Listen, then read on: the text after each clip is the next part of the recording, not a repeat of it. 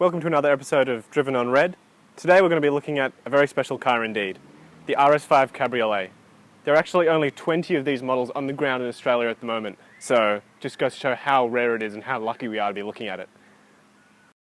Joining me at the front of the RS5, this particular model has the bi-xenon headlights, beautiful daytime visibility for yourself and other road users with the daytime running lights.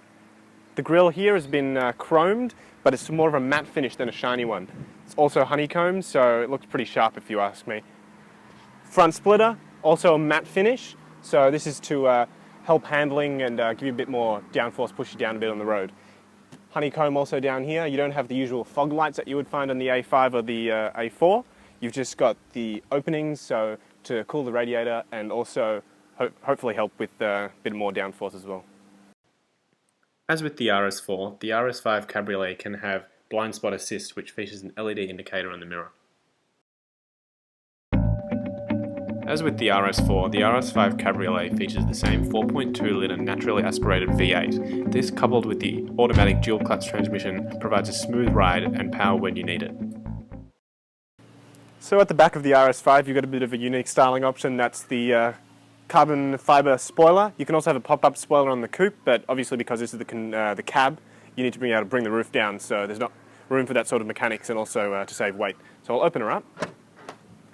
Doesn't also spring up like the A4 and the A5 coupe, so you don't get that pop-up motion when you're walking down with your shopping. You can open the boot, springs up, you don't actually get that. But a thing you do get is fold-down rear seats with these flaps here. So if you pull that, they will fold down, and you get a bit of an extra load area. As I said, with the Cabriolet, it's a little bit limited by the roof folding down, but it's still nice and wide and long, so you can fit flat-pack furniture and things like that. But high objects like maybe a set of golf clubs probably won't fit in the back with the roof down. You're joining me in the front of the RS5 Cabriolet. This particular model has the perforated leather steering wheel. It's got flat bottom here. And it's got the pedals as well. They're nice and large, so you get a brilliant grip on them from any angle. Down here, the RS gear shifter, also perforated, but you get that little logo on the top there, so you know exactly what you're driving. Carbon fibre. This is all throughout the cabin. So this is a real carbon fibre. It's just added to give it that bit of a sporty touch, not to make the car any lighter because it's actually a pretty heavy car. Piano black up here, so it provides a bit of a contrast. You've also got your switches down here to open and close all of the windows at the same time. Put down the roof. This one's got the start-stop button, so it's the convenience open. It's actually quite good for when it's a rainy day. You don't want to grab your key out of your pocket. You just want to open the door, push start. It's great for that. Bang & Olufsen sound system. So these provide beautiful clear audio, nice deep bass as well. Absolutely fantastic. Driving the RS5, it's really like driving any old A4 or A5. It's pretty quiet, it's pretty sedate, it's comfortable, the steering's nice and light, it's easy to navigate small roundabouts, things like that. The suspension is on the firm side, as you can see, probably by us being jiggled around a little bit, but it's nothing you can't get used to. It's not overly stiff. I mean, some of the competitors like the M3 competition pack, all that sort of stuff, those are overly stiff, you'll be jumping around in here, but this one's alright. You've also got the Audi Drive Select, you can change it to comfort mode if you want. I mean, it doesn't smooth out every bump in the road, but it does quite a good job of making your life a little bit easier in the front here. As soon as you put it in dynamic and you put it in sport, you can tell immediately, as soon as I put it in sport, drop down a gear, got a nice split from the down change, you can just hear it. The power is just immediately there. The upshift, absolutely stunning. You just, when you're driving this, you just can't get enough. You just want to keep shifting down. You just love it.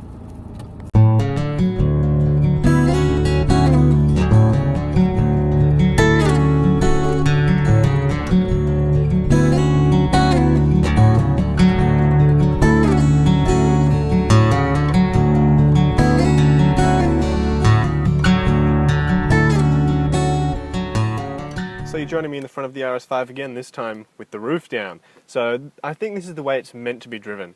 It is a bit of a hairdresser's car in terms of convertibles. You know, they're not great for people looking at you on the street. They think you're a bit of an idiot. But driving this car, you fall in love with the amount of headroom, the openness of the driving experience, and obviously the sound of the engine note, which you just can't get with the roof up and the windows up.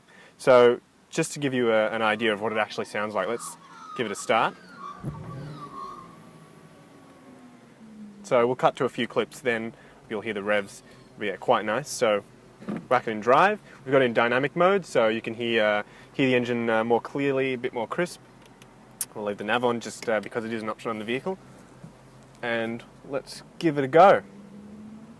So obviously, because we're in dynamic, the steering is a little bit heavier. Comfort's a little bit, the suspension is a bit firmer, sorry. In comfort settings, a little bit lighter and easy to drive around town. So I'm just trying to navigate these difficult roads. Not really, they're pretty quiet. So the RS5, obviously you can see, you get the wind in your hair, you can hear the engine, everyone's looking at you, you're in a convertible Audi.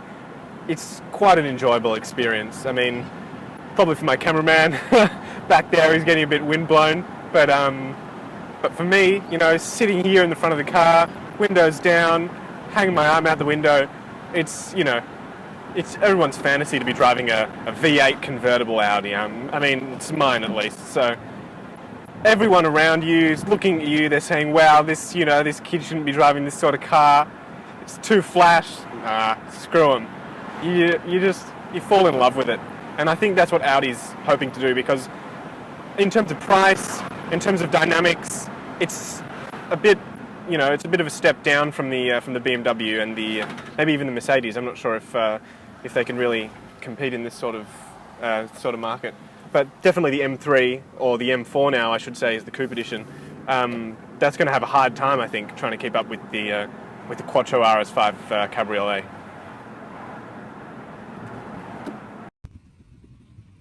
So in terms of driving dynamics, the RS5 pretty much scores a 10 out of 10. It's got the Quattro performance, it's got nice heavy steering when you want it to be, and nice and light as well.